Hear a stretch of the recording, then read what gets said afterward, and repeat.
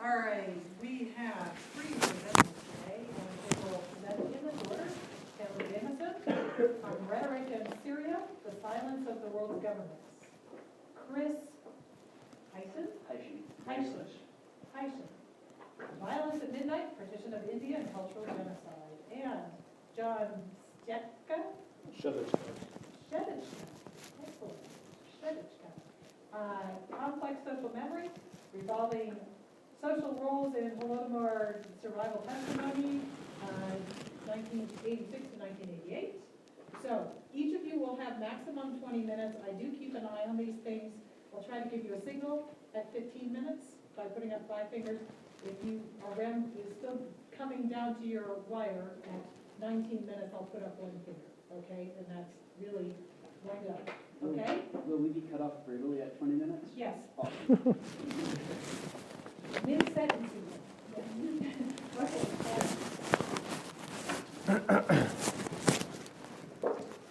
So I'd like to thank you all, first of all, for coming and seeing our presentations. And my name is Chandler Jameson. I'm an undergrad here at UW. And I want to be perfectly frank with you. I'm a little nervous. I'm usually a little nervous within the first 3 minutes of presenting.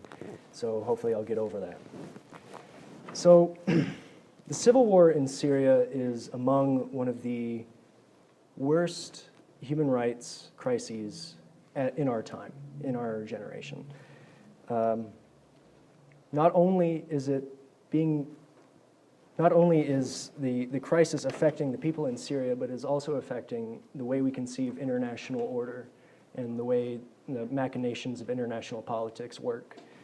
So only within the last year of the war have Western leaders really acknowledged the crisis in Syria. But as substantive talks about Syria in the Security Council have unfolded, so too have discussions on the issue of sovereignty.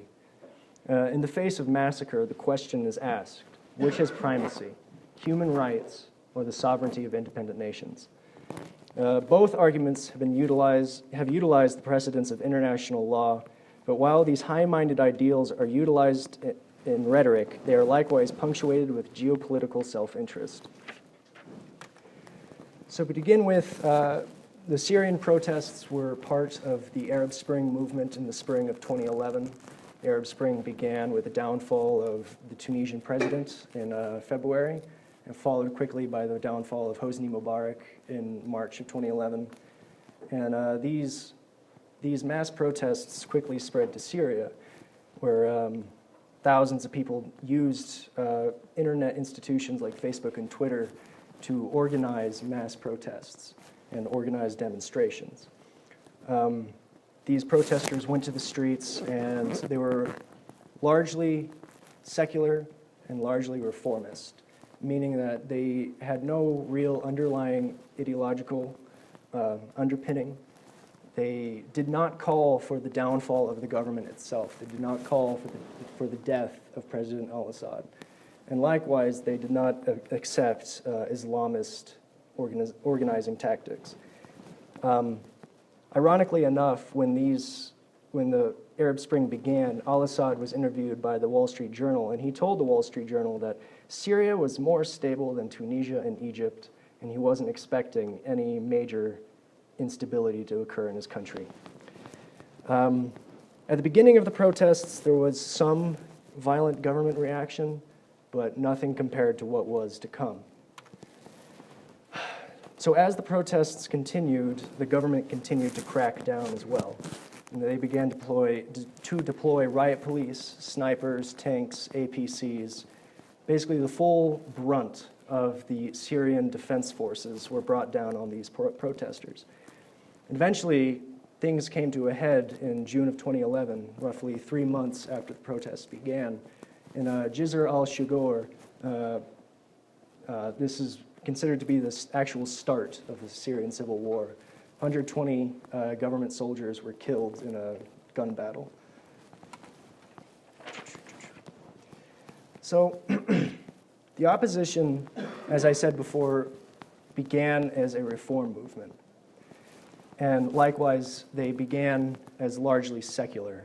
And the reason they did this is that they wanted to get the support from the West. They wanted support from the United States, and they knew that if they let certain elements of their organization show their true colors, the Islamist parts of their organization show who they were, then they would paint the entire movement as a whole as Islamist, as what we call Al-Qaeda. And as such, they deliberately tried to keep that at bay. In Idlib, in May of as late as May of 2012, and protesters in Idlib raised the chant, "When are you going to understand there is no Al-Qaeda here?" But this very quickly changed. It's almost stunning in how quick it changed.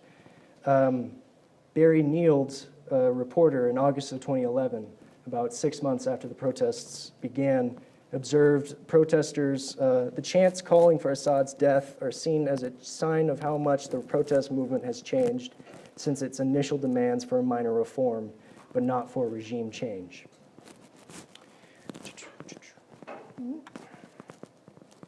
So the current regime is run by President Bashar al-Assad.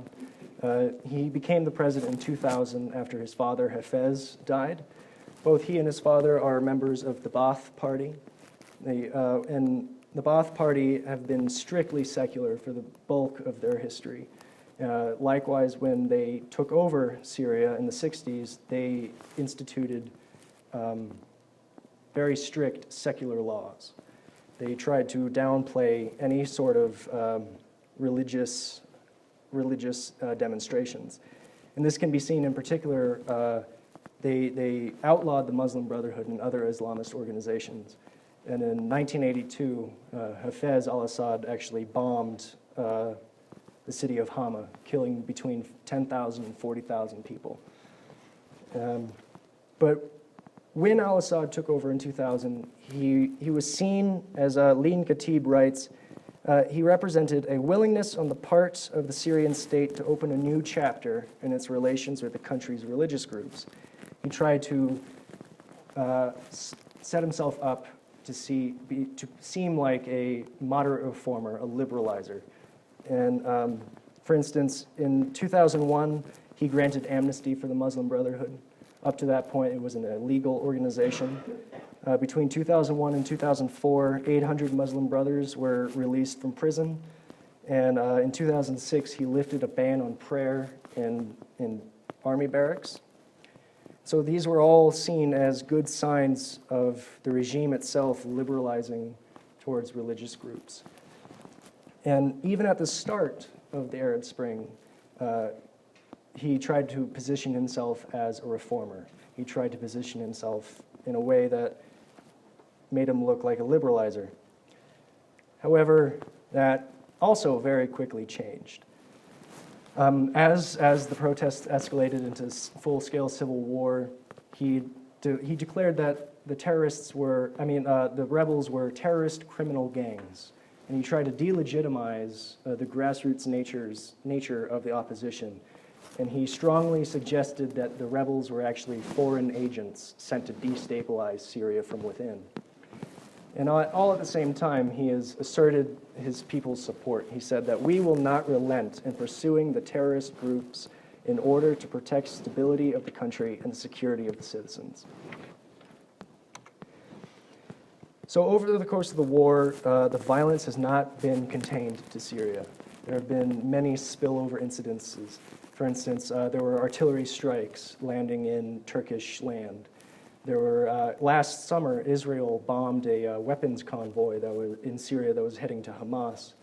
Likewise, there have been Hamas units from Lebanon coming north to fight for the regime against the rebels. So this is definitely a region-wide concern of this. So over the course of the 3 years of the war, there's been very little international attention, very little attention from the mainstream media. There have been token calls from the Obama administration for al-Assad to step down, and there have been resolutions passed to embargo Syria and to set up sanctions. But as Khalid Owais, a journalist, notes, there is little prospect of Western states putting teeth into the sanctions on Assad by targeting Syria's oil because of vested commercial interests against doing so. And the European Union, while they give 53% of foreign aid, mainly to the refugees of the war, they also put a 2-year arms embargo on the entire country of Syria, which is good in a way that the government isn't receiving European weapons, but at the same time, the rebels are not receiving any support. Likewise, the United States has been quite lax in giving any sort of military support to the rebels. And so, because the West has largely ignored the Syrian rebels, because the rebels have pleaded and begged for help from the West, from other powers, and we have done nothing, in essence. And the Syrian government itself is still receiving weapons, and thousands of weapons from Russia and Iran. And because of that, they felt abandoned. Many groups in the rebels felt abandoned by the West. And therefore, they turned towards the only people they felt would actually help them, and that is Islamist organizations in Iraq. And April 10th, 2013, literally just like a year ago today, the leader of a militant group fighting on the side of Syria's rebels has for the first time pledged allegiance to al-Qaeda. Al-Golani said that the Iraqi group was providing half of its budget to the conflict in Syria. So over the course of the war, there have been horrendous war crimes committed by both sides. As the war has continued, Emil Houkayem observes that there is a gradual escalation and desensitization of the public in Syria and abroad. And that means to say that the violence continues to escalate to the point that many people in the country just treat it as normal. For instance, the Wall Street Journal in August of this last year reported that roughly 50% of civilians in Damascus have refused to leave their homes. They're just willing to sit through the artillery barrages.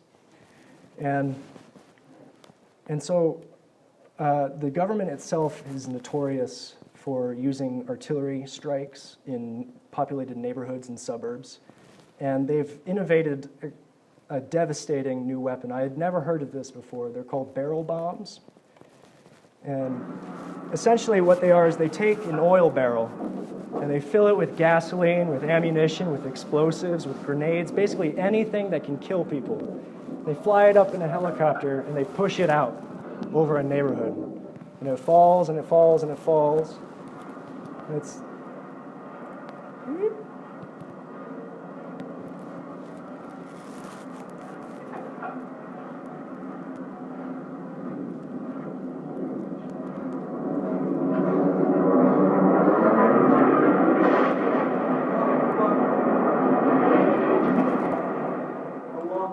these are incredibly indiscriminate, unconventional, and devastating weapons. Likewise, there have been incidences of chemical attacks in the country. Assad reportedly armed rockets with chemical weapons as early as December of 2012. The British intelligence service confirmed that there was a chemical attack as early as April of 2013. And the chemical attacks in Damascus of August 2013 left over 1,000 people dead. It is still uncertain to this date as to who actually deployed those chemical weapons. There is some evidence that the government did it, but we're still not sure. And to this date, between 80,000 and 100,000 people have been killed in the course of the war, over 70% of them being civilians. Ooh. Why aren't you going? There we go. So, this civil war and the war crimes committed are, while they are very significant for Syria and the people in Syria, it also has profound effects on international politics and the way we conceive of human rights or sovereignty. And while utilizing high-minded rhetoric, the ways in which the international community has reacted to this crisis is very telling. and speaks more to the priority of geopolitical alliances over ideals of human rights. So for instance, Russia consistently has held the view that countries are sovereign, and as such they may, 5 minutes? Okay. Countries are sovereign and that they may do things in their own countries without being interfered with unless the UN votes to interfere. But of course the catch to that is that Russia itself is on the UN Security Council and will vote down anything in that regard, especially with Syria, considering that Syria is a long-term ally of Russia.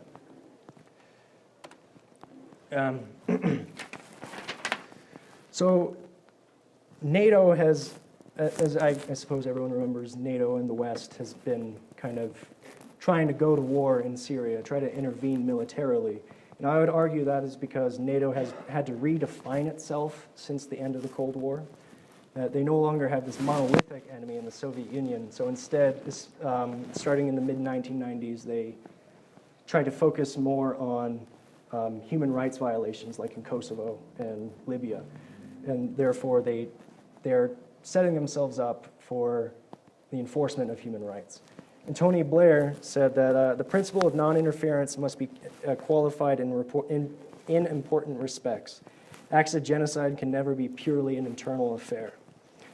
Likewise, John McCain was one of the first members of the current administration to actually call for direct aid to Syrian rebels.